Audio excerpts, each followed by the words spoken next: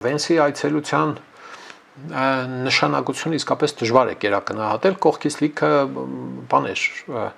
քննադատողներ, բաներ, ես սրտանց ուրախացա ճիշտն ասած, սա պիտի համարենք մենք Հայաստանի Հանրապետության դիվանագիտական հաջողություն, իշխանությունների հաջողությունը,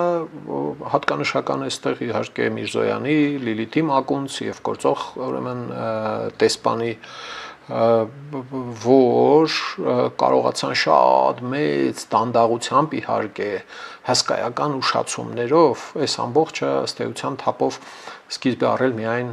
22 թվականի սեպտեմբերի 13-14-ի պատերազմից հետո, երբ Հայաստանի իշխանությունը վերջապես համարեց, գուցե դրանից առաջ էր համարում,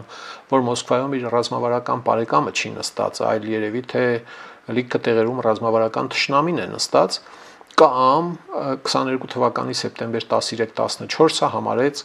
լեգիտիմ պատճառաբանություն, օրինավոր արդար պատճառաբանություն այն բանի, որ բանը եկուսմյուսոր որևէ մեկը հանգարց մատնացույց անի Հայաստանի իշխանությանը եւ ասի բադուկն չի Ամերիկայի հետ ռազմավարական գործընկեր ինքնել ասի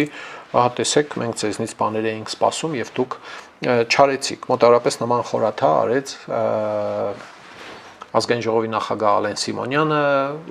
Մոսկվայում Լավրովի հետ խոժորված հայացքով զրույցի ժամանակ Սիրելի ժողովուրդ խնդրում եմ լայքել եւ բաժանորդագրվել ալիքը Դրանով դուք կնպաստեք, որ հաղորդումներն ավելի շատ մարդ տեսնի։